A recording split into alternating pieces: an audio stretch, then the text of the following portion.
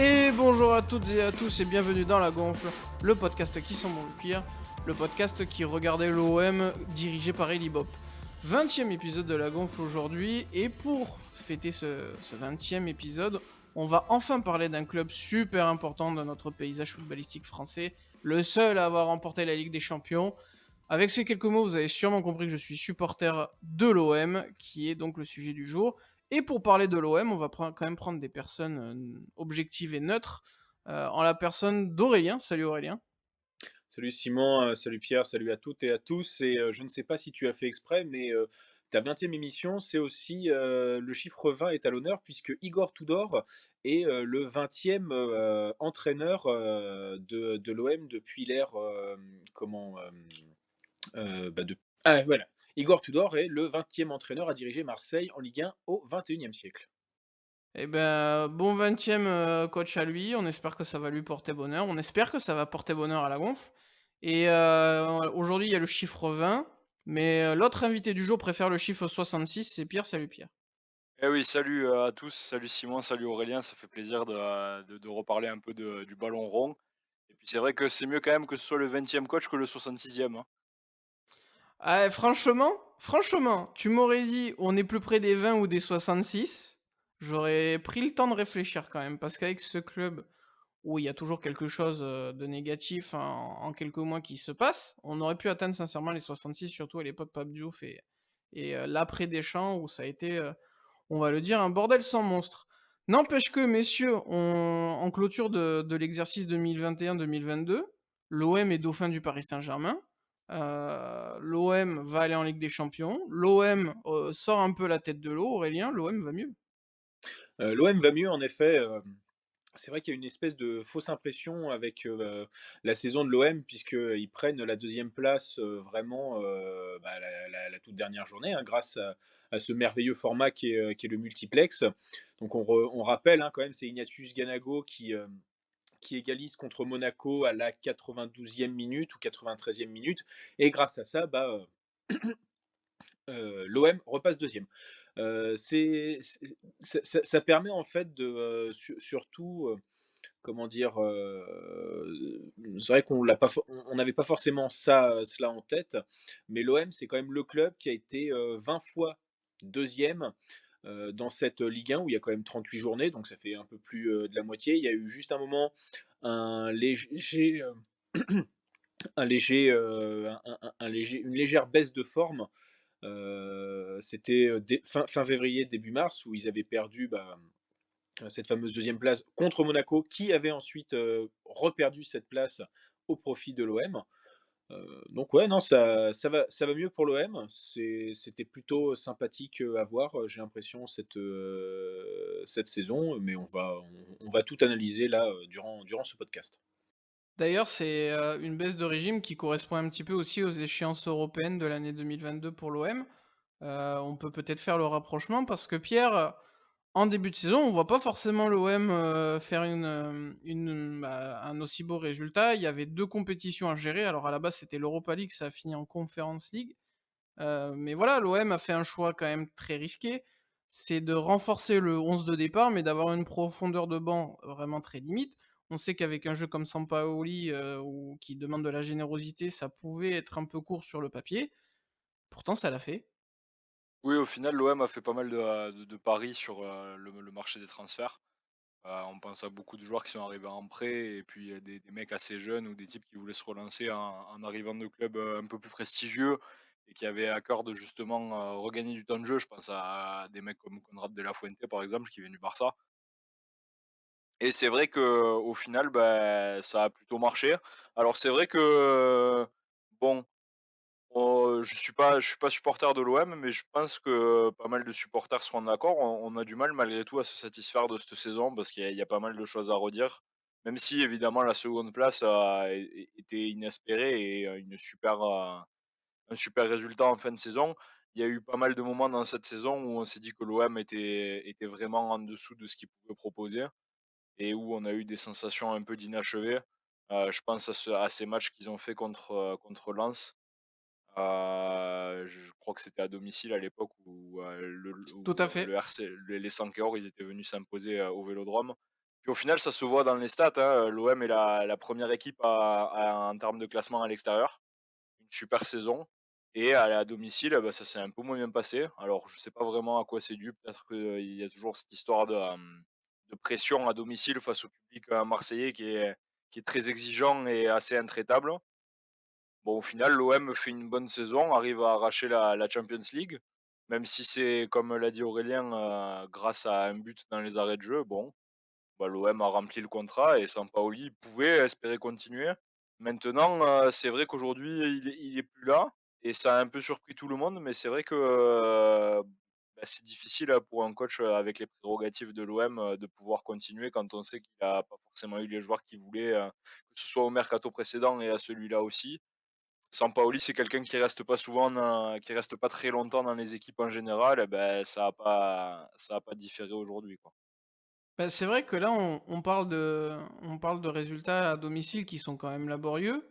On se dit qu'avec, ben, on va dire un taux de victoire beaucoup plus important, sans non plus, trop l'augmenter, l'OM aurait pu glaner facilement, allez, on peut dire, allez, 3-4 victoires.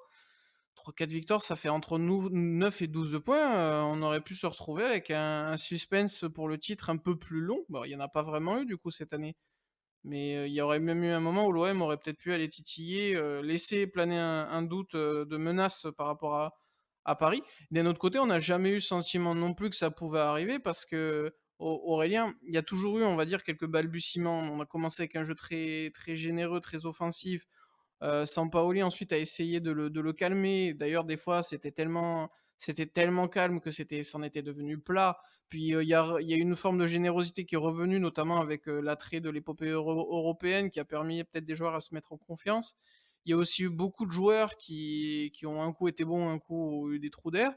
En fait, on a eu des OM différents, on a eu un OM à 5 ou 6 vitesses comme sur un vélo, mais est-ce qu'on pouvait vraiment espérer mieux de l'OM? Et il faut regarder le résultat par rapport à la position que le club a occupée tout au long de la saison? Ou il faut quand même prendre du recul, se rappeler d'où vient l'OM, ne serait-ce que financièrement en début de saison et se dire, il y a eu une surperformance? Bah, quand même, hein, quand tu regardes, c'est une grosse performance, hein, quand tu regardes les équipes, qui pouvaient être dans ce, top 3, je pense à Rennes, qui l'a pas mal titillé. Je pense qu'il y avait une espèce de plafond de verre avec Genesio qui peut-être sans des blessures comme des joueurs importants, je pense à Aguerd, aurait pu, heu, totalement, avoir, enfin finir dans le top 3. Je pense à Monaco qui, il y a eu encore ce retard à l'allumage avec Kovac, puis un retard à l'allumage quand ils ont ramené, Mitchell, lors du mercato hivernal. Mais sans ça, ils auraient très bien pu, également, finir dans les 3 premiers, sachant que, de mémoire, il me semble que Monaco était, bah, une des meilleures équipes, hein, sur la saison retour, enfin sur la saison 2020-2021, donc ce qui leur avait permis d'ailleurs de finir en Champions League. Donc, si Kovac avait réussi à poursuivre sur cette lancée, bah, peut-être qu'il serait d'ailleurs encore sur le banc, de Monaco. Donc il y a pas mal de choses et je pense d'ailleurs aussi, à Nice avec Galtier où, on pense à des beaux joueurs, comme Amine Gouiri, Khéphren Thuram qui s'est, révélé, enfin, et Walter Benitez qui, je pense d'ailleurs l'OM ne cracherait pas sur un gardien de la sorte. C'est vrai qu'il y a Donc eu oui, oui, vas-y, finis. donc de ce côté-là, il y a quand même à féliciter, l'OM et finalement c'était pas plus mal que Sampaoli, se rate lorsqu'il a essayé de dénaturer, son jeu, parce que parfois c'est bien aussi de mourir avec ses idées. Bah, surtout que j'ai l'impression, et je vais demander aussi un avis, moins supporter pour comprendre aussi comment on le voit en dehors de, bah, de la passion, Pierre, Sampaoli justement, on trouve que les moments où il a été le plus fort, en tout cas pour ça enfin, ça semble être, une unanimité, c'est quand l'OM, jouait déséquilibré, qu'on a eu des matchs à des scores fous, des scénarios fous, avec, voilà, cette défense à 3 qui permet à un milieu et aussi à une attaque d'être porté, très souvent vers l'avant, d'avoir plusieurs solutions à la fois sur le couloir parce que, maintenant qu'il y a plus, ces catastrophes de Thauvin et Radonjic, on peut jouer, collé à la ligne, on peut continuer à rentrer également, on peut combiner. Gerson c'est bien adapté aussi, sur les différents postes auxquels il a occupé offensivement. Alors que quand il a essayé de se reposer, sur une meilleure assise défensive, alors à l'extérieur, ça a clairement été efficace, mais ça a failli coûter cher au final parce que, on a eu l'impression que l'OM a toujours été, le légitime second, mais ça s'est joué à 3-4 minutes au final. Alors est-ce qu'il fallait assumer à fond ce déséquilibre et on aurait pu attendre autre chose? Ou est-ce que tu trouves toi au contraire qu'en fait, ça s'est plutôt bien passé, les ajustements étaient sûrement nécessaires et au final, il fallait profiter de des clubs un peu en retrait avec des limites? D'ailleurs, je tiens à préciser, on n'en a pas parlé Aurélien, mais l'Olympique Lyonnais aussi s'est complètement raté cette saison et c'est quand même pas tous les 2 matins que Lyon ne finit pas, dans les 4-5 premiers, ça a peut-être joué. Comment on doit vraiment ressentir, au niveau du terrain, la performance marseillaise? Bah, moi, j'aimerais bien retenir, le début surtout de l'épopée avec Sampaoli où on avait été au stade justement pour la victoire contre Saint-Étienne. Tout à fait. Sacré match. Vraiment, si l'OM avait eu tout son effectif toute la saison et qu'ils étaient restés sur ce style, de jeu-là, je pense que ça aurait pu faire mieux parce qu'au final, c'est vrai que, il y a un peu une équipe à 2 visages en effet. On voit un OM qui est très solide et très fougueux au début et sur la fin qui a du mal à confirmer sur certains matchs. On pense à la défaite face à Monaco qui est décevante à domicile, mais aussi ce match contre le PSG qui aurait pu se finir autrement et À Lyon aussi, hein, évidemment Lyon la qui a défaite qui a contre qui a Lyon qui retourné, est ouais. parce que bon, Lyon certes, fait une saison moisie, hein, on va pas tortiller du cul pour pied droit. Mais bon, à côté de ça, Lyon bat l'OM 2 fois et c'est sur ce genre de résultat-là que ça fait rager un peu parce que, on sent que l'OM aurait pu mieux faire. Mais malgré tout, il y a toujours ce plafond de verre qui fait que, sur des matchs comme ça, on n'arrive pas à assurer alors que l'équipe en face est quand même moins bonne sur le papier et dans une moins bonne forme encore plus, dans le de l'état psychologique et sportif et l'OM n'y arrive pas. Et c'est ce qui manque pour moi, je pense, aujourd'hui pour aller titiller un club comme le PSG parce qu'effectivement, tu dis que ça aurait pas fait une différence énorme. Déjà, si on sait que le PSG, c'est une équipe qui est assez fragile psychologiquement, si tu les pousses dans leur dernier retranchement, il y a des moments où, à mon avis, ça peut craquer, ça peut faire des erreurs bêtes, ça peut perdre des matchs bêtement, en voulant absolument les gagner et après, c'est jamais garanti. Au final, il y a quand même plusieurs équipes qui ont réussi à mettre Paris en échec sur ces dernières années, plus récemment Lille qui a réussi à chipper le titre quand même, hein. Bon, l'OM, manque évidemment de moyens et de leviers économiques en ce moment. On l'a vu avec les rapports, de la DNCG. C'est difficile pour un club comme l'OM, d'aller chercher le PSG, surtout compte tenu des attentes qu'il y a au niveau des supporters et tout ça. Forcément, la pression est pas la même quand on joue pour l'OM ou quand on joue pour Lille. À voir si l'arrivée de Igor Tudor permettra au club, justement de confirmer sa saison ou si justement on va avoir une saison à l'image des dernières saisons de l'OM en Champions League où ça se passait pas très bien et où du coup ça a impacté aussi la Ligue 1 quoi. Après on peut voir le curseur de différentes manières. On peut aussi se dire: «Bon, l'OM aurait été un peu plus proche du PSG, mais surtout il se serait offert un matelas plus confortable, pour la fin de saison où il y avait aussi, l'épopée en Europa League où l'OM aurait dû, faire beaucoup mieux, Je reste persuadé que face à un Feyenoord aussi mal construit, sur l'ensemble des composantes, défense, attaque, tactique et surtout qualité, il y avait moyen d'aller en finale. Après, gagner face à la Oui, Roma, c'est ça plus aurait la été Conference peut-être League autre qui est chose. décevante au final.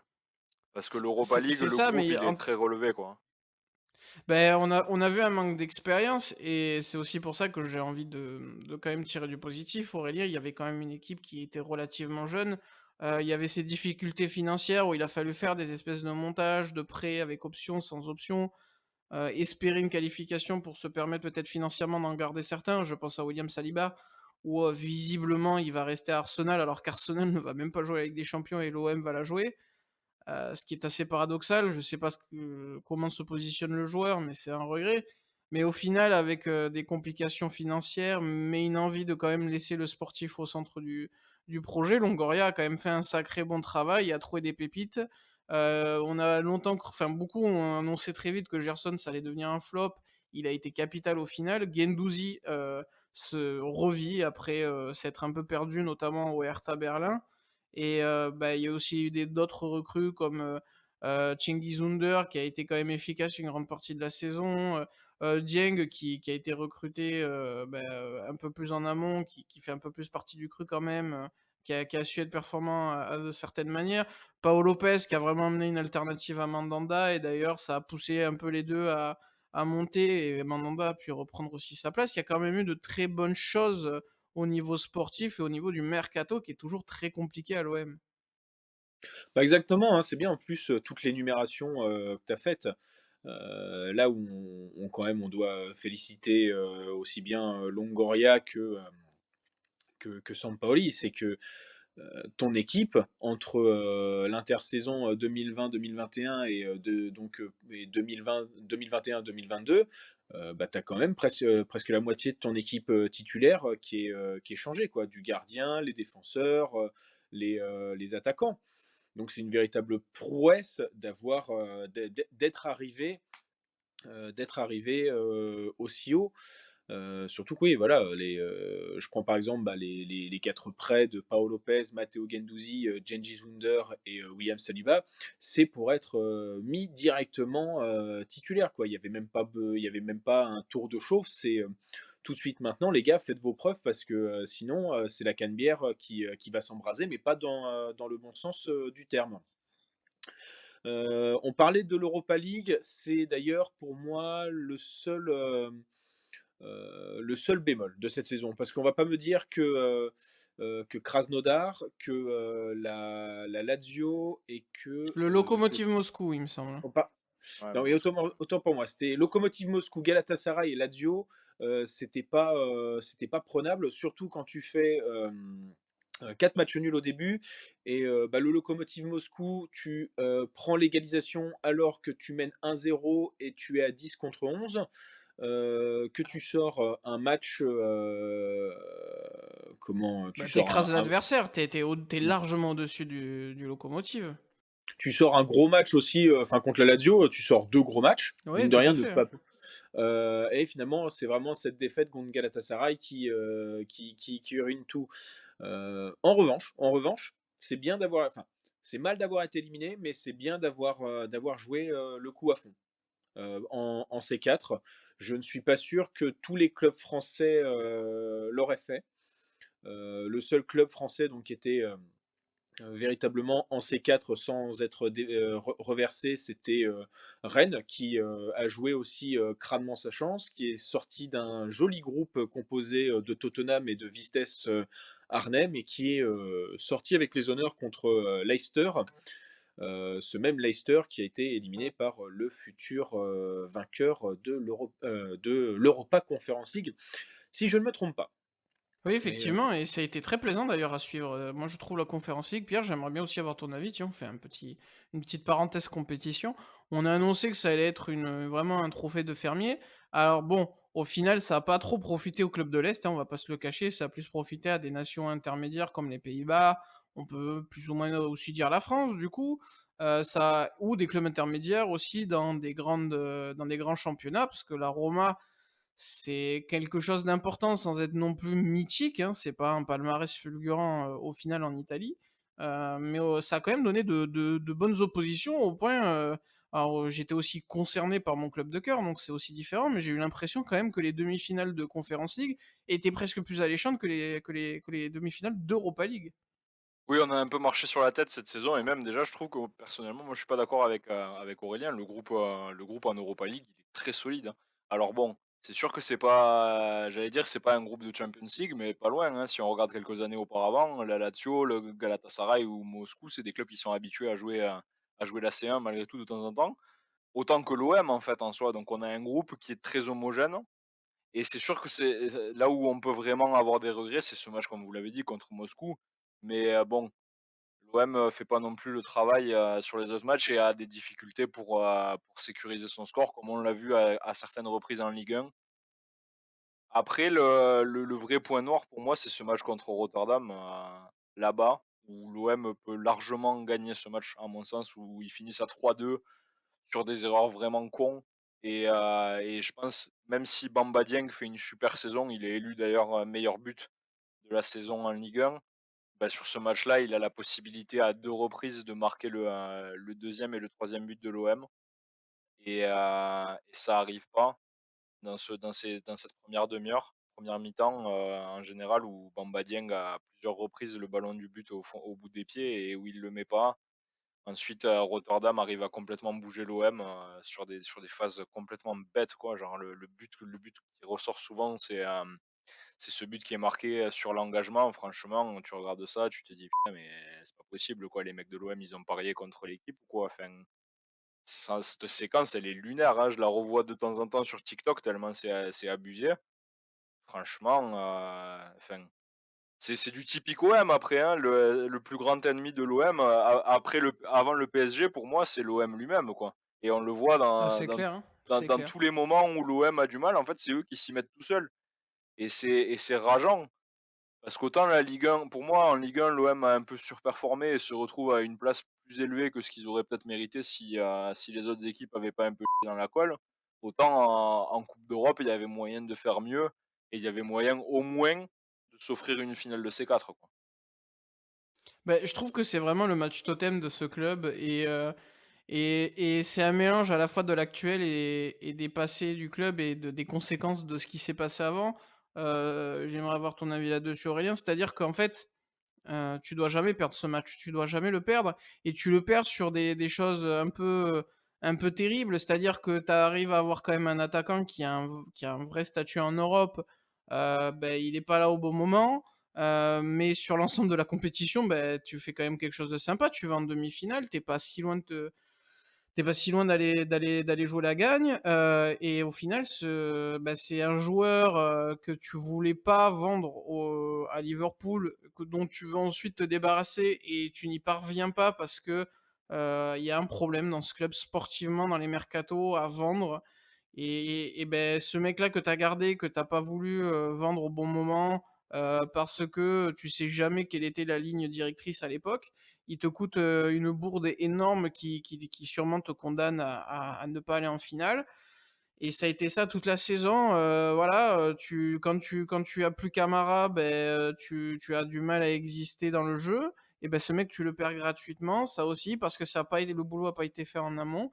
Mais, tu quand même, tu es l'OM, il y a des émotions, tu vis des trucs de fou et au final, il y a quand même des belles performances, tu as quand même ce statut de grand club qui se confirme parce que tu encore une fois, tu arrives quand même à relever la tête et ça moi je sais pas ce que tu en penses, mais c'est pour moi ça loue encore plus le travail de Longoria, c'est-à-dire qu'il y a quand même il y a quand même des tu te traînes des merdes derrière le dos, des obstacles, infinis, enfin des boulets du coup, et ça te coûte un peu à la fin alors que quand même là cette fois tu mets les choses dans le bon sens, et l'avenir peut devenir radieux mais voilà. L'OM c'est aussi des galères, c'est la preuve, dans la décennie dernière et tu l'as payé au pire des moments. Oui, alors tu vois, pour les joueurs qui sont en fin de contrat et qui en branlent pas une, à un moment, bon, même s'il faut scinder, Bouba Camara et douiller, Caleta-Car, je dirais que il faut peut-être mettre ça plus dans l'optique, des joueurs maintenant à vouloir, partir libre. Je trouve que tu as pas mal tu pas mal d'exemples qui arrivent, depuis le covid. Je pense notamment, forcément au cas, Kylian Mbappé qui a fait, couler de l'encre à partir du 1er janvier, 2022. Mais, tu vois par exemple que si Sadio Mané a été, transféré à Liverpool, c'est qu'il lui restait plus qu'1 an de contrat et qu'il allait sûrement faire, la même chose. Tu vois Robert, Lewandowski qui est en train de faire le même bras de fer avec le Bayern Munich, qui a pas de mémoire, de suiveur de championnat allemand. D'ailleurs, j'ai pas souvenir de voir, le Bayern se faire aussi maltraiter, par un joueur. Enfin, petit aparté aussi. Ousmane Dembélé, pareil, qui est, actuellement sans contrat. Étant, tifoso, du Mi de l'AC Milan, je peux penser aussi, à mon grand ami, Hakan Çalhanoğlu et à Gianluigi, Donnarumma. Donc voilà, donc de ce côté-là, malheureusement, je dirais que Longoria peut rien faire dessus. En revanche, moi je l'ai trouvé quand même très fort sur ses prêts, sur ses paris. Les prêts, je l'ai redit en début d'émission, sur les 4 qui prend, il y en a 3 qui sont transformés en transfert définitif, surtout à des prix, Raisonnable. plus ouais, plutôt corrects. Il y a ce putain de Paris, Gerson où en effet beaucoup se sont moqués. On fera aussi la comparaison un peu d'ailleurs avec Igor Tudor, parce que peu de personnes le connaissaient, peu de personnes l'avaient vu parce qu'il avait joué en Italie avant de tout casser à Flamengo, mais ça a fonctionné du feu de Dieu une fois que, bah oui, les Brésiliens, on découvre encore que il leur faut parfois, enfin pour certains, au moins 6 mois pour s'adapter quand ils jouaient pas en Europe. Mon Dieu, quelle la palissade. Ouais, non, puis il y a eu une vraie cohérence de jeu, Pierre. Il y a eu des recrutements où on a pensé d'abord à faire une équipe plus que de prendre les meilleurs talents possibles et ensuite espérer que ça fonctionne. Je pense à Amin Harit, l'opportunité de voir Schalke, descendre et d'aller récupérer un bon joueur qui a déjà montré de belles choses en Ligue 1. D'aller chercher, Cengiz Ünder qui a besoin d'une relance, mais qui a quand même déjà montré, du potentiel, en tout cas dans des écuries, on va dire équivalentes, à la stature de l'OM ou qui jouaient les belles compétitions. Très bon à l'AS Roma, hein, par intermittence, mais Très très bon, bon. bah et qui a même eu, qui a été sollicité pour aller dans de plus grosses écuries. Ça ne s'est pas fait parce que la Roma a voulu patienter et il a eu un peu plus de mal, comme beaucoup de joueurs d'ailleurs qui à un moment explosent à la Roma, hein. Ça me fait penser à d'ailleurs non, c'est plutôt en Italie en général. Mes exemples, j'ai pensé à Stéphane El Shaarawy par exemple, mais qui est allé à la Roma, donc j'ai fait la connexion à l'envers. Mais en tout cas, il y a eu la volonté de créer une équipe, plus que de créer, un 11 et ça a fait quand même la différence, Pierre, d'enfin penser à plus loin qu'une année et penser plus loin qu'à un nom, mais surtout à la com à faire à recruter des joueurs compatibles, à amener du complément à ce qui existe déjà et à ce qu'on voulait garder. Et aussi des fois, oser prendre un joueur qui est déjà, qui se trouve au poste d'un membre important parce qu'en soi Harit, il marche un peu sur les plates-bandes de Payet et ça n'a pas empêché aux 2 de jouer et de s'illustrer. Ouais, Harit un peu en demi-teinte, parfois capable du meilleur comme du pire. Après, on parle, de construire une équipe, sur le long terme. Malheureusement, aujourd'hui, tu as quand même pas mal de joueurs qui sont venus en prêt et qui vont repartir, notamment Saliba. Même si tu le disais, c'est vrai que, le Arsenal jouera pas la Champions League, en effet. Bon, après, pour moi, aujourd'hui, c'est difficile de vraiment privilégier l'OM parce que qu'est-ce que tu préfères au final? Jouer la Champions League avec l'OM sans réelle garantie de jouer quoi que ce soit d'autre, dans la saison? Enfin, beaucoup de gens se sont énervés sur, Camara et son choix de rejoindre Aston Villa.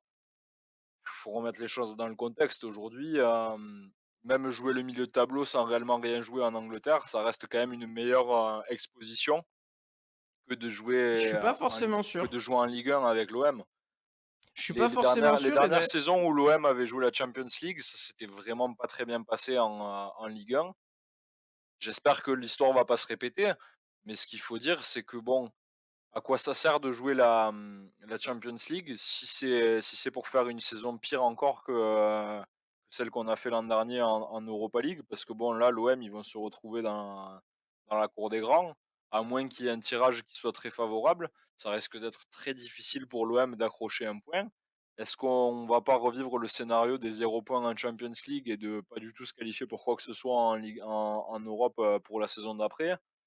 C'est la saison de tous les dangers pour l'OM parce que maintenant, il va falloir confirmer et aussi l'idée, c'est d'arriver à se maintenir justement dans ces places qualificatives pour la Champions League parce que financièrement, ça rapporte énormément.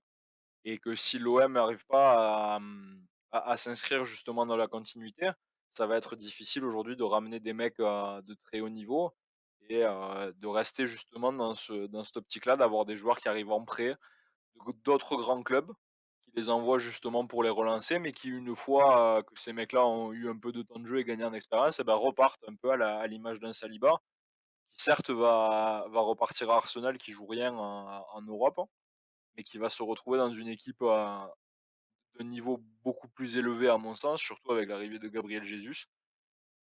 Bon, l'OM, offre, la passion, offre le beau temps, offre, un cadre de football exceptionnel, surtout comparé à Londres, à mon sens, et c'est pas Dimitri Payet qui me contredira. Mais, aujourd'hui, il va peut-être falloir que l'OM devienne un club plus sur le long terme qu'un club qui reçoit des joueurs en prêt, quoi, malheureusement. Bah, je suis pas tout à fait d'accord et je vais m'expliquer et j'aimerais bien avoir, Aurélien pour nous trancher. Mais, je suis pas sûr qu'Arsenal ce soit une bonne solution pour preuve. On a Saliba et Guendouzi qui viennent d'Arsenal, même si Guendouzi avait été prêté à Berlin. Ces mecs-là ont eu l'exposition Première Ligue, ils ont eu le niveau Première Ligue. Ces mecs étaient sûrement pas prêts. Ils vont à l'OM, je suis désolé, mais ils vont à l'OM, ils vont en équipe de France. Aussi bien autant que ça autant surprenant que ça puisse paraître pour certains supporters du PSG qui ont pointé du doigt les mauvaises performances des Bleus depuis l'arrivée de ces deux Olympiens. Mais c'est depuis qu'ils sont allés à l'OM et qu'ils ont l'exposition marseillaise et qu'ils ont eu aussi cette expérience européenne, qui était, on va dire, cohérente par rapport à la stature du club. Parce que pour moi, Arsenal, ça doit être en Ligue des Champions tout le temps et ça doit faire un minima quart de finale. Quand on connaît le Arsenal de notre enfance, on peut pas exiger autre chose. Alors que l'OM, nous en tout cas, on a grandi avec un OM beaucoup moins exceptionnel que celui du début des années 90 et fin 80. Je pense aujourd'hui qu'un Bouba Kamara qui va à Aston Villa, sa sélection en équipe de France, elle dépend plus de ses performances, elle va dépendre des performances des autres. Parce qu'il va pas forcément avoir la meilleure des expositions, il va pas forcément être dans une équipe qui va briller. Ça va être beaucoup plus compliqué d'être performant et d'être convaincant. Saliba, ça reste un peu différent parce qu'effectivement, Arsenal commence à reprendre des couleurs. Mais si Saliba, il est performant et même si l'OM va mal et qu'il sort du lot par rapport à son effectif, Deschamps l'aurait quand même vu et ça lui montrerait qu'il est capable à ce niveau d'être présent. Donc je suis pas sûr aujourd'hui que de choisir autre chose que l'OM, ce soit assurément, enfin que ce soit plus bénéfique. En revanche, là où je suis complètement d'accord, c'est que ce système de prêt, il peut être très intéressant à des moments, mais il faut pas le régulariser tous les ans. C'est pas une solution viable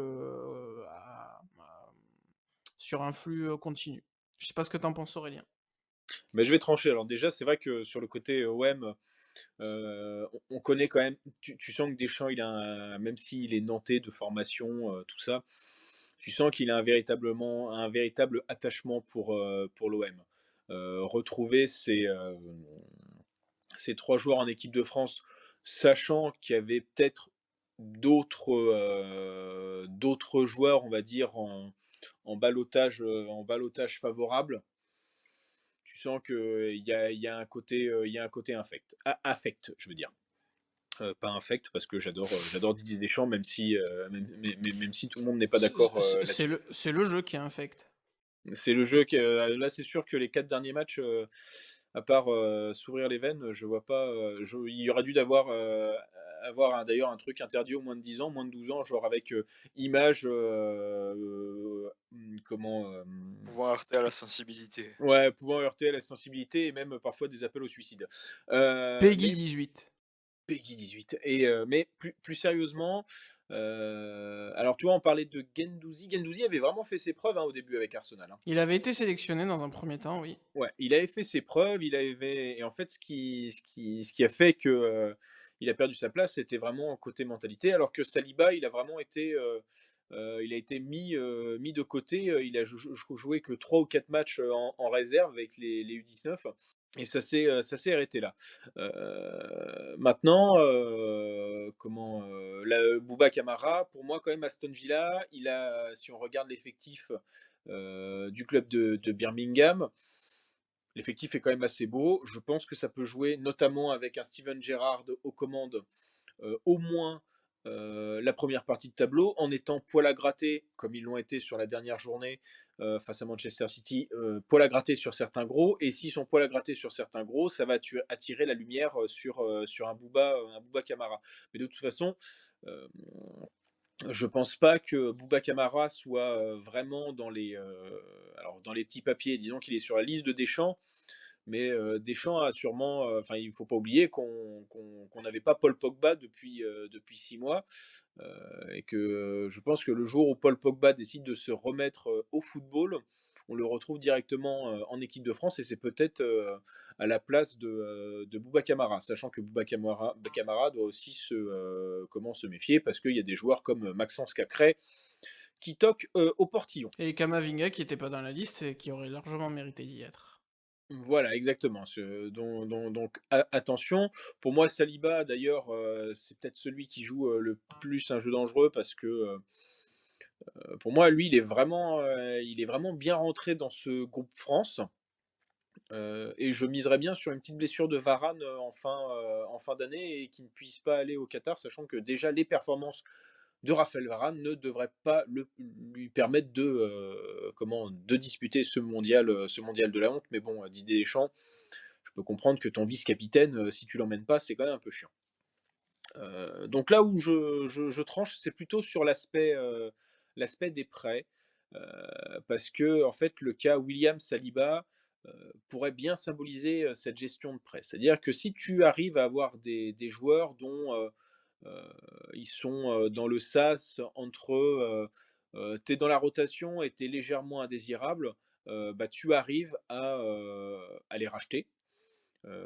Par exemple, Paul Lopez, Matteo Guendouzi, Cengiz Under.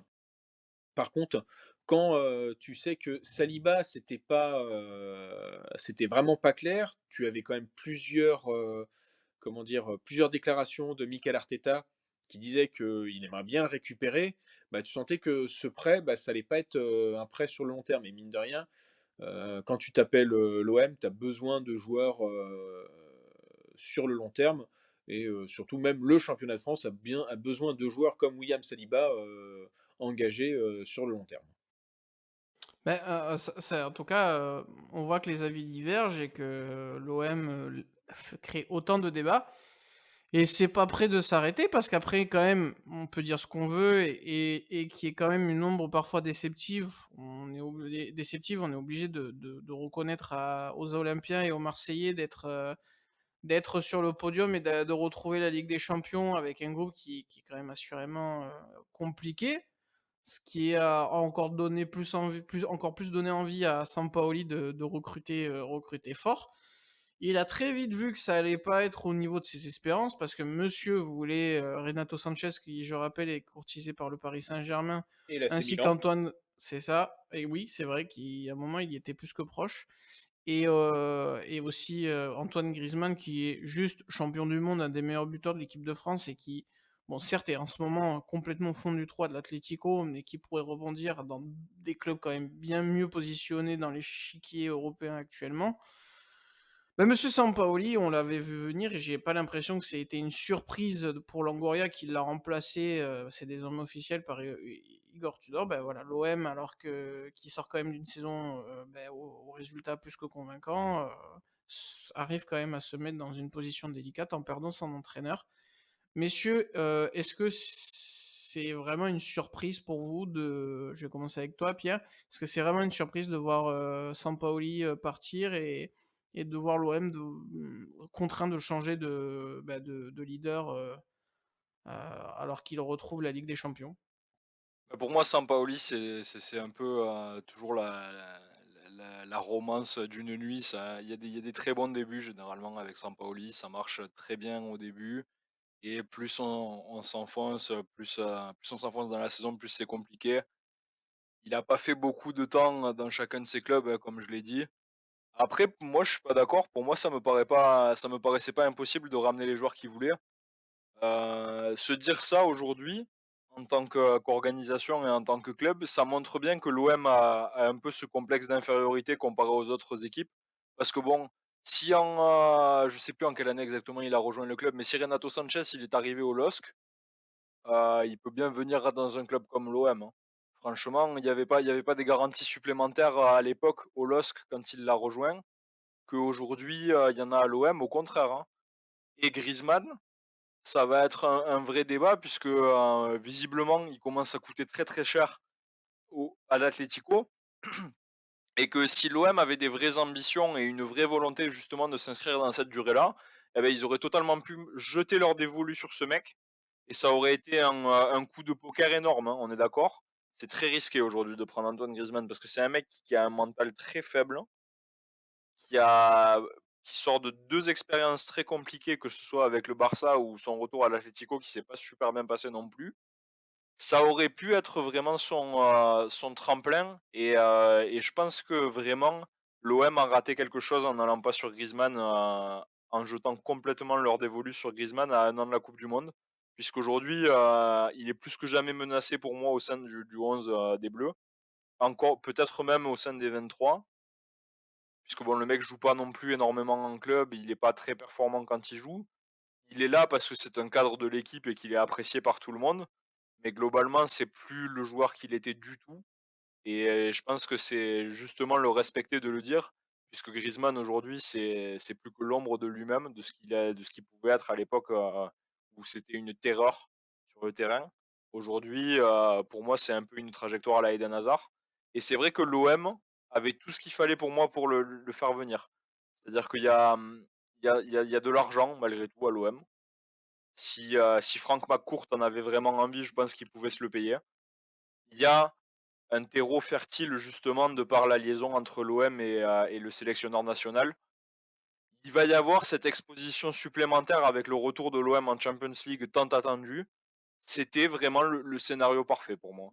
Alors vraiment, faire arriver Antoine Griezmann, ça aurait pu vraiment faire passer le club dans une nouvelle dimension à mon sens et c'est dommage, de justement pas avoir eu cette ambition-là.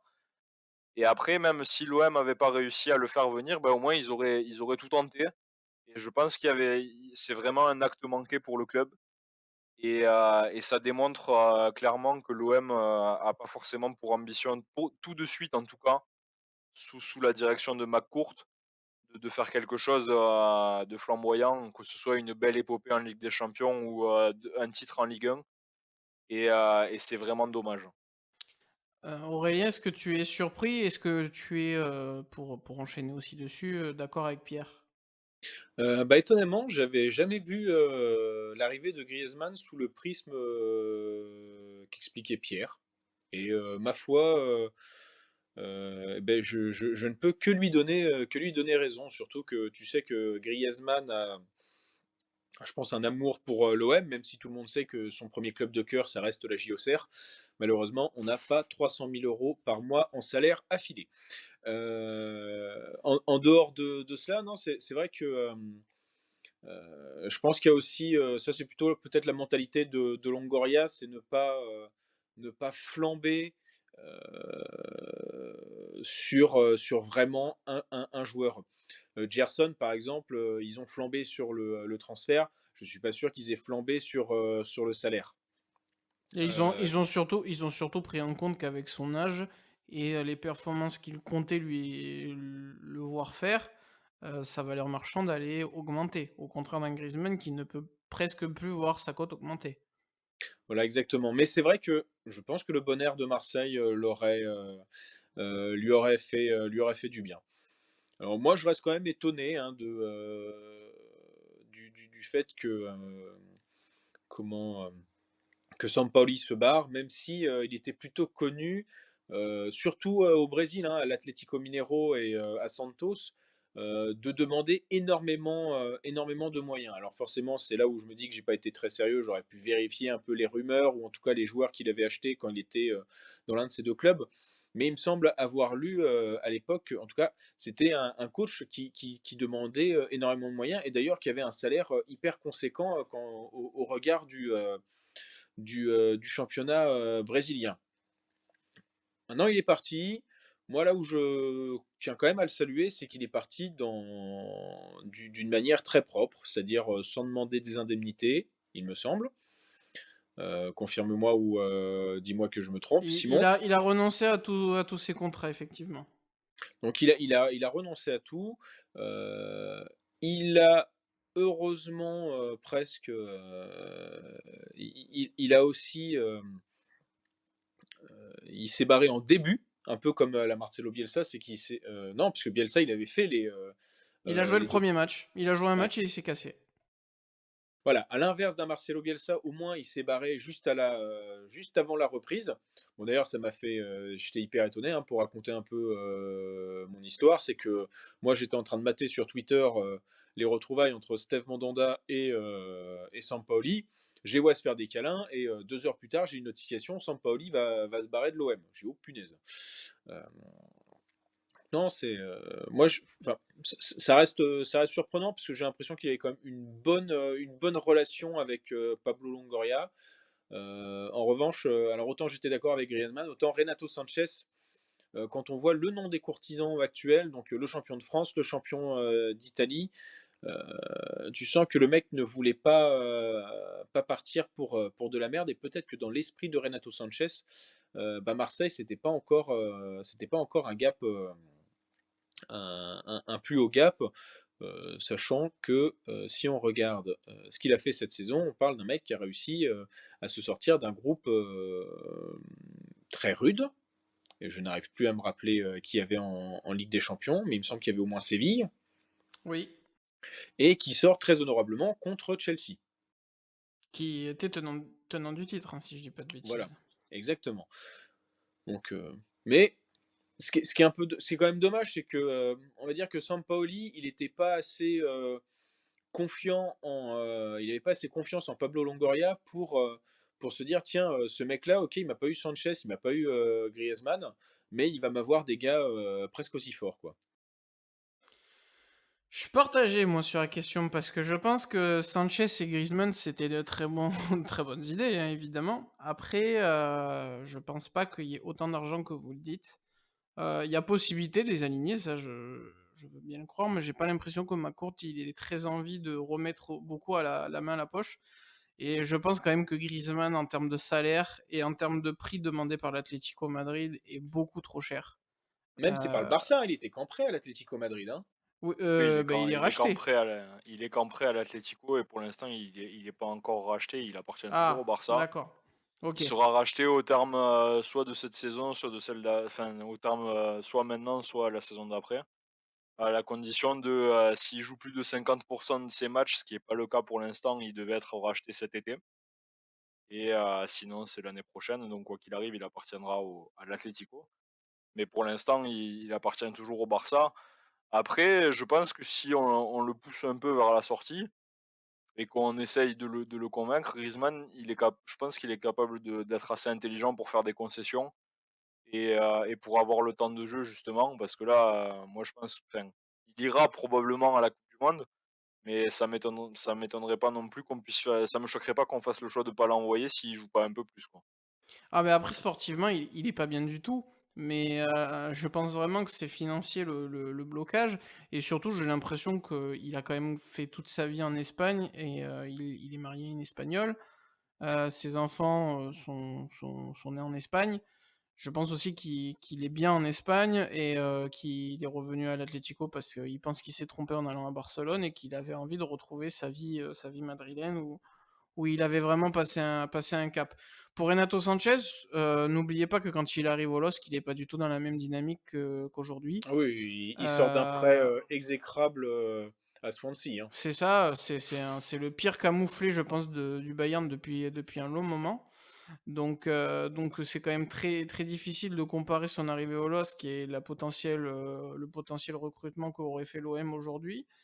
Moi, c'est surtout qu'en fait, je suis pas du tout surpris et je suis même rassuré. Je vais vous expliquer pourquoi. Sampaoli, j'adhère à ce qu'il a créé.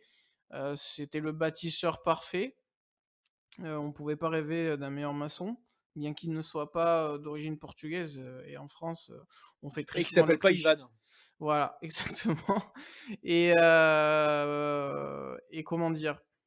D'un autre côté, je suis assez rassuré, en fait, de pas le garder, pour une raison très simple, il a un jeu exigeant, il aurait pas été content de son effectif. Pas sûr qu'il aurait été, dans les meilleures conditions, même personnelles pour aborder cette saison et je préfère qu'il parte, faire comme Bielsa, mais que derrière on recrute mieux et je pense que par rapport à Mitchell, Tudor c'est quand même bien mieux. Donc je suis pas trop surpris. Je pense que Longoria, en fait, a proposé même à Sampaoli de se barrer. S'il était pas content, ils avaient peut-être même un gentleman agreement. Faudrait un peu creuser la question. Mais quand tu recrutes aussi vite son remplaçant, donc pour ceux qui connaissent pas Igor Tudor, c'est un ancien grand joueur croate qui a été connu pour son passage à la Juve et qui a gagné moult titres chez les Bianconeri, qui s'est mué en entraîneur, d'abord dans son pays, donc en Croatie, à Split. Il est allé ensuite en Grèce à PAOK Salonique. Il est allé à Galatasaray aussi. Jusque-là, ça n'a jamais été très convaincant. Ça a été un peu plus compliqué aussi à l'Udinese. Mais il avait une vraie patte et il avait quand même des idées. Et ça a plutôt bien marché dernièrement avec le Hellas Vérone qu'on a suivi tous les deux. Aurélien, Pierre, je sais que tu as suivi ça un peu plus loin. Et aussi, il va arriver dans la même, on va dire dans la même phase. Il y a quelqu'un qui a construit et lui, il va être chargé de continuer et peut-être de peaufiner le travail fait parce que j'ai quand même vu beaucoup de gens féliciter son travail au Hellas, mais il faut pas oublier qu'il prend la succession d'Ivan Juric qui est parti au Torino, que je salue aussi et qui est encore pour moi meilleur et qui avait posé des bases excellentes. Il a fait que mettre la vitesse de croisière et c'est peut-être ce qui sera aussi demandé à l'OM de mettre la vitesse de croisière tout en apportant forcément enfin, tout en s'adaptant un petit peu et en peaufinant le projet. Donc je pense qu'aussi c'est pour ça qu'il a été choisi. Il vient d'un championnat que Longoria apprécie énormément, hein, la Serie A, parce que le côté tactique, parce que l'habitude de jouer sous une pression populaire importante, voilà, c'est des marqueurs de l'Italie et le candidat est intéressant pour ça. À voir si son système peut fonctionner, mais il est quand même pas super étranger par rapport au principe de Sampaoli. Par contre, Aurélien, la grande question, c'est que Tudor n'a jamais entraîné un club en Ligue des Champions, même à son passage à Galatasaray, le club était en Ligue Europa. Est-ce qu'il va avoir l'étoffe d'un entraîneur de grand club? C'est un peu la question à À 36 1 000 000. millions d'euros. Ouais. 36 millions d'euros, je crois que c'est ça. Hein, enfin, quand tu es qualifié en Ligue des Champions, hein, c'est aux alentours de 30 millions d'euros. Euh, Moi, on va dire, je me pose pas la question parce que d'une certaine manière, si on tente jamais, bah en fait, c'est comme quand tu vas faire un recrutement, que les mecs ils te disent je veux recruter un profil junior, mais avec 10 ans d'expérience. Il va peut-être falloir revoir tes critères de recrutement. C'est les fameuses offres d'alternance pour être responsable éditorial. Ouais, c'est ça. Donc, bon, pour moi, il a quand même fait du très bon travail à l'Hellas Vérone, qui, quand tu vois la mentalité des dirigeants, d'ailleurs, ce qui est assez drôle, hein, c'est que Igor Tudor se barre du Hellas Vérone parce que il y a une mésentente avec les dirigeants, parce que eux-mêmes jouaient petit bras. Hein, je ne sais plus comment il s'appelle le président du Hellas, mais s'il pouvait vendre tous ses joueurs à l'intersaison pour des sommes ultra conséquentes, il serait capable de dire oui. On parle quand même d'un mec qui a laissé quand même passer, enfin qui a vendu un pharaonique, qui a déclaré toujours son amour pour le club et qui voulait faire entre guillemets une Maldini, donc voilà. Donc moi j'ai envie de le laisser tenter parce que mine de rien, c'est un joueur qui a connu la Ligue des Champions. Il faut jamais oublier, même si, C'est pas faux. ouais, même si les grands joueurs ne deviennent que très rarement des grands entraîneurs, là pour le coup, tu as quand même un entraîneur qui a connu les grands rendez-vous, qui sait ce que c'est la pression, qui en plus dans un club où mine de rien, la Ligue des Champions, ça reste quelque chose de connu, alors qui certes, malheureusement, on se fout de la gueule de l'OM parce que sur les 16 derniers matchs, tu as 13 défaites, 2 matchs nuls et une victoire. Je crois que c'est aux alentours de ça. Hein. Mais bon, qu'il n'y a pas beaucoup, en tout cas, qu'il y a une victoire. Mais il pourrait, faire comme il a fait à l'Hellas Vérone, c'est profiter, comme tu l'as dit, du bon travail du coach précédent et de faire rêver, la Canebière et s'il pouvait nous faire rêver, même, supporters du championnat de France, en ramenant un Antonin Barak ou un Giovanni, Simeone qui là, les 2, il les a fait revivre, hein, littéralement, hein. Le Tchèque, c'est vrai que le Tchèque, on pouvait penser qu'il était un peu jeune, mais non, il a 28 ans, 27-28 ans si je me trompe pas et ça faisait 2 ans qu'il souffrait de blessures au dos à l'Udinese, hein et Giovanni Simeone, il est plus proche de la dépression, que d'autres choses et cette année, à un moment, il était, véritablement en feu avec des quadruplés, des doublés, face à des gros clubs. Donc non, moi Ils ont été je à un moment la paire d'attaque la plus prolifique d'Europe même. oui. Et d'ailleurs, je crois que, Antonin Barak était le premier milieu de l'Hellas Vérone, de l'histoire de l'Hellas Vérone, à marquer plus de 10 buts en championnat. Pour un club champion en 86, si je ne me trompe pas. Oui, il me semble aussi, oui. Donc non, non, moi je veux croire en Tudor, surtout que, c'est là où les réseaux sociaux ont été, magnifiques. C'est que tu as l'impression tu as peu évoqué le nom de Michel, c'était exactement ça. Tu as l'impression que Longoria avait recruté Michel, alors qu'en fait, ça a surtout mis en valeur des personnes qui ne s'occupent pas du championnat italien, et ce qui pourrait quand même poser une vraie question sur l'impact médiatique du championnat italien. D'ailleurs, à un moment plus tôt dans l'émission, tu as dit que avant que Michel rejoigne Monaco, je pense que tu voulais dire Clément. Mais d'ailleurs, Oui, non, en c'était plus, pour te corriger. je pensais à Paul Mitchell, mais D'accord, c'était Philippe Clément. exactement. Pierre, toi qui connais un petit peu moins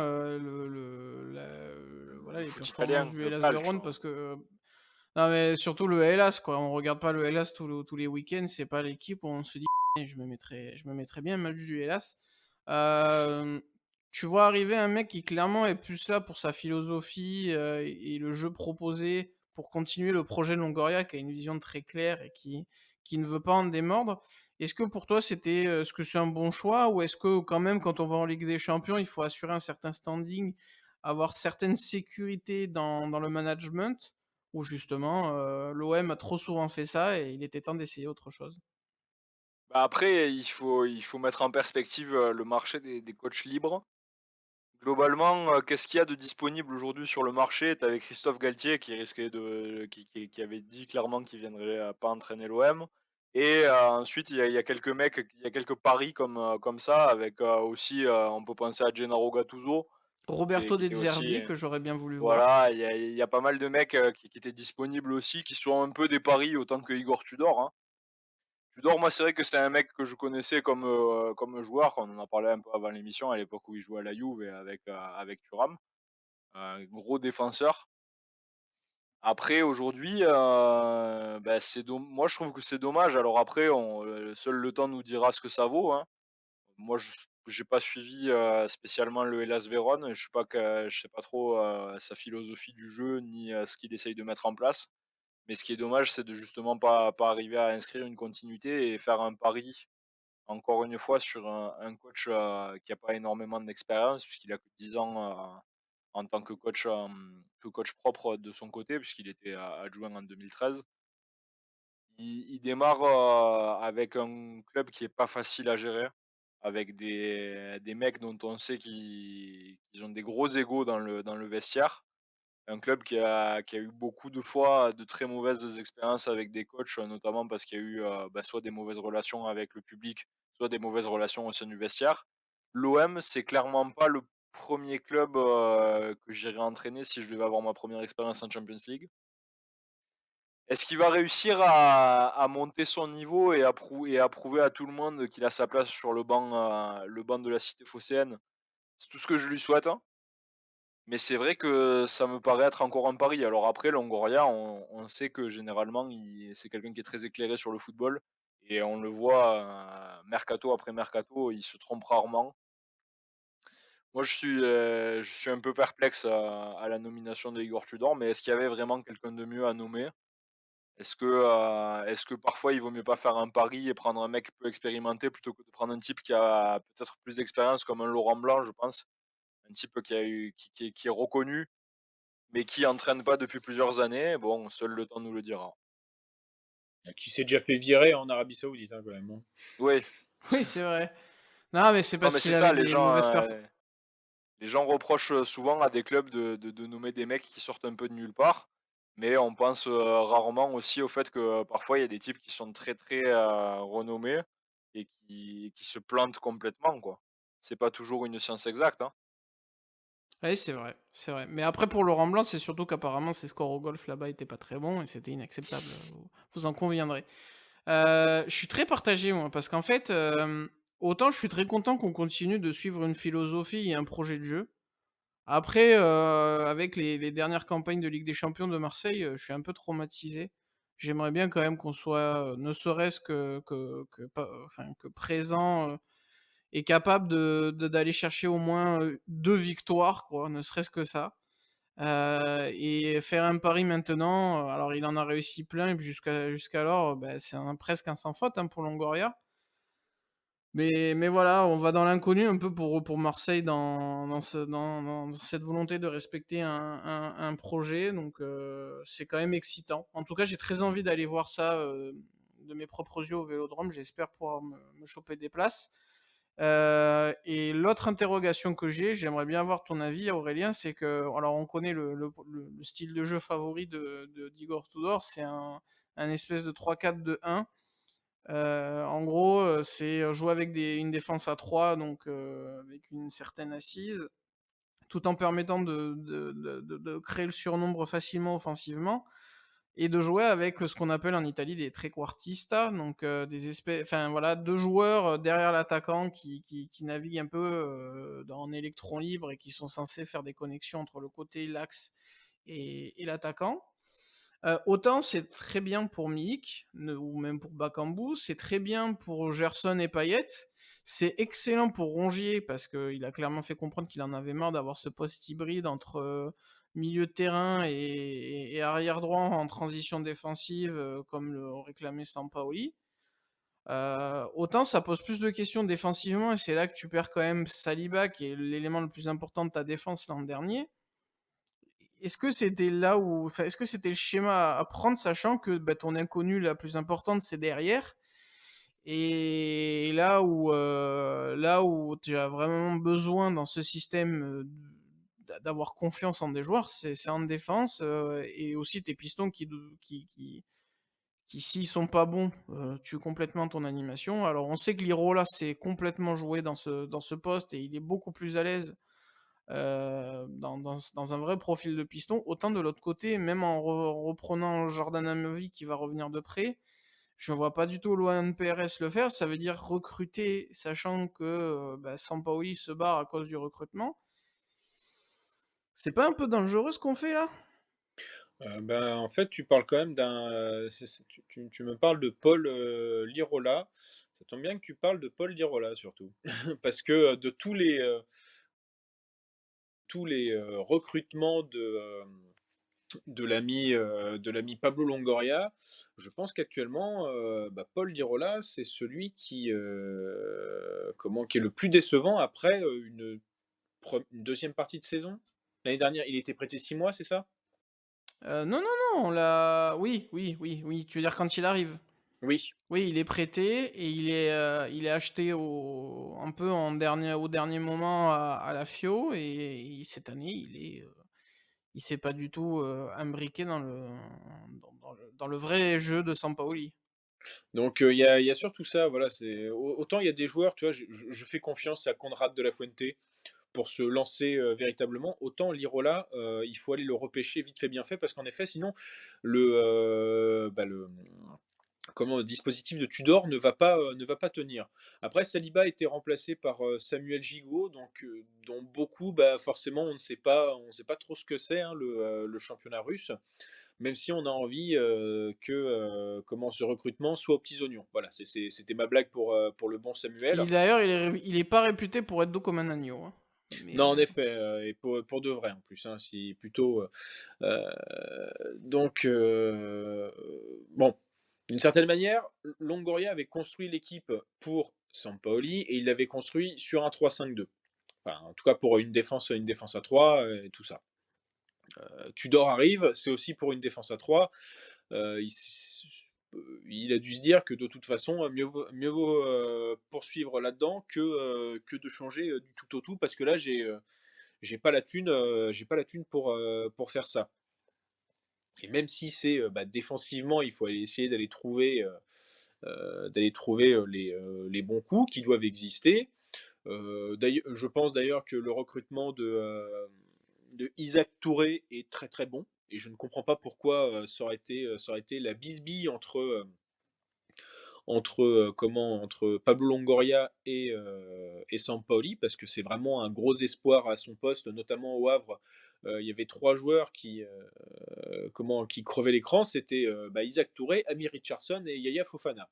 Yaya Fofana, il est parti à Angers. Amir Richardson, je crois qu'il est en instance de départ et Isaac Touré, il est à l'OM pour continuer sa progression. alors qu'il était pisté par City, Oui, en plus. qui avait un temps d'avance sur le dossier, preuve que, l'OM peut attirer et surtout que le joueur était vraiment intéressant.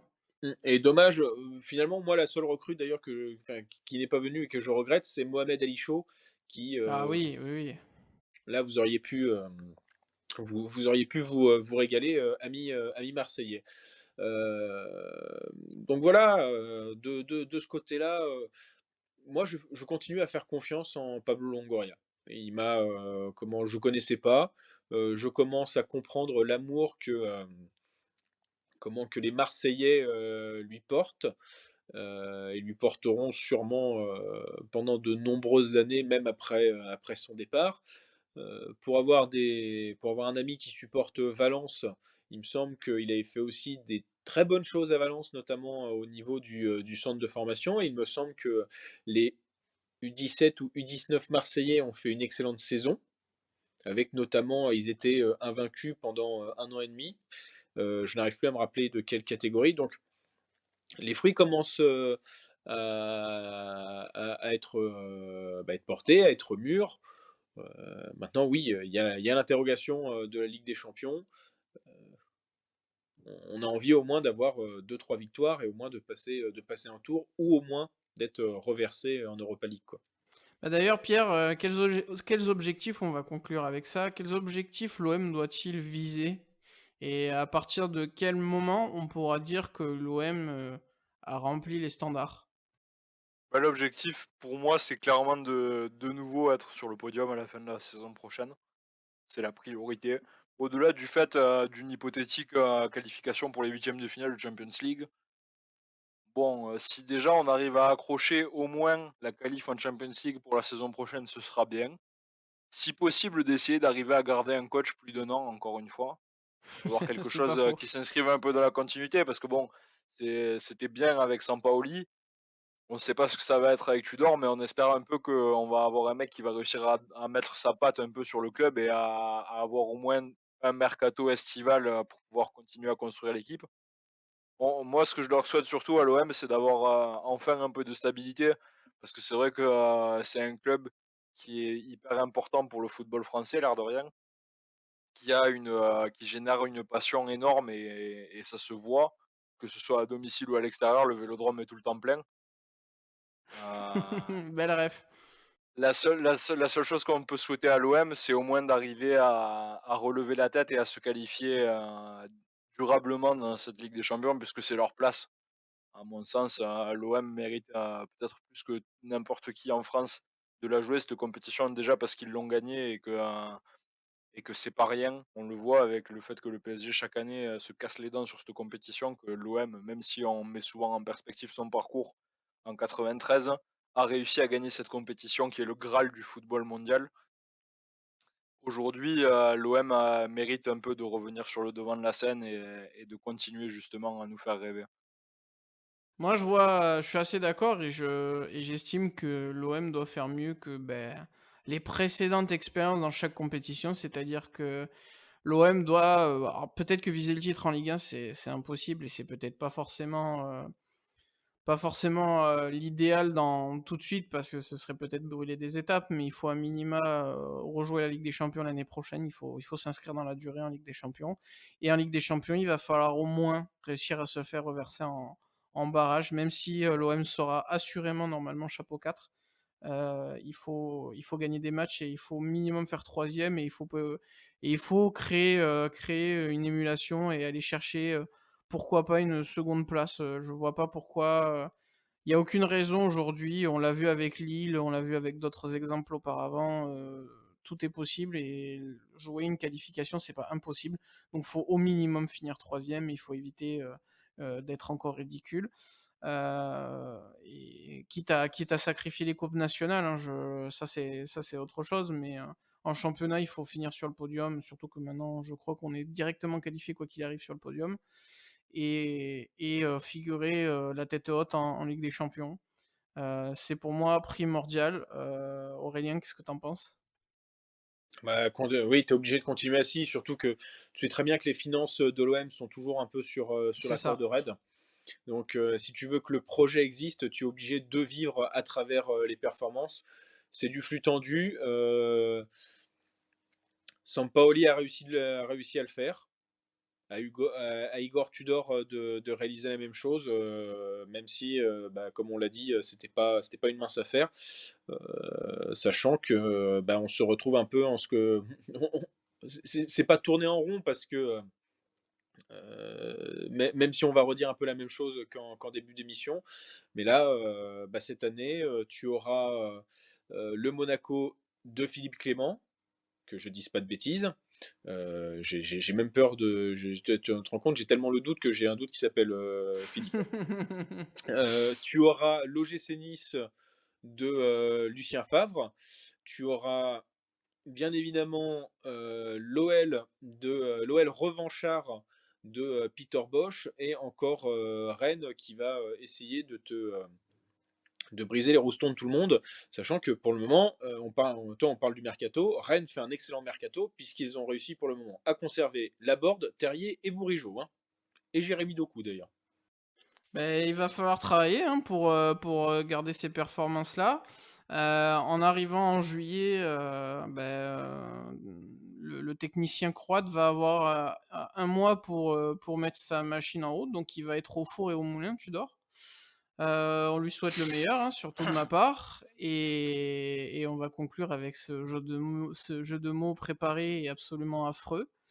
On a quand même fait 1h12 d'émission, hein, l'OM fait parler, c'est intéressant de voir que, il y a eu un peu de divergence sur certains sujets tout en étant quand même assez d'accord sur le fond. Merci messieurs, d'être, venus. Merci Aurélien pour ton retour dans l'émission après, une grosse pause, pour le football. Ouais, ouais, bah, ça me fait bien plaisir parce que ça faisait longtemps que j'avais pas parlé foot et je me sentais un peu, frustré, et être obligé sur Twitter de balancer, d'innombrables bêtises dont, porter Eric Braeden, grande star des Feux de l'amour, au firmament quand même, hein. Bah, écoute, le plaisir était partagé et puis, pour récompenser ta patience, on va parler, incessamment sous peu, si tu l'acceptes, hein, comme dans Mission Impossible, du Milan AC qui, paraît-il, a été champion d'Italie. Oui, il paraît que les maillots sont pas très beaux, mais c'est vrai que le petit blason, au centre du poitrail, porté par Olivier Giroud, c'est du plus bel effet, hein. Et il paraît, on va en parler avec grand plaisir et Pierre, toi tu étais là plus récemment, mais je suis très content de t'avoir, réécouté sur du football et de changer un petit peu de carré vert, de rectangle vert, Oui, bah, pardon. oui, ça fait plaisir de parler d'autre chose un peu, parce que c'est vrai qu'on avait beaucoup parlé de rugby.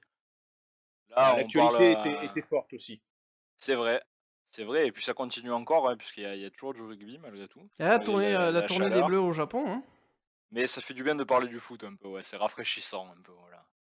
et être rafraîchissant l'été, ça fait toujours du bien et c'est toujours important. On va finir sur ces belles paroles. On vous remercie de nous avoir écoutés. Vous pouvez retrouver donc, les anciens épisodes, sur la plateforme sur laquelle vous nous écoutez, que ce soit du foot ou du rugby.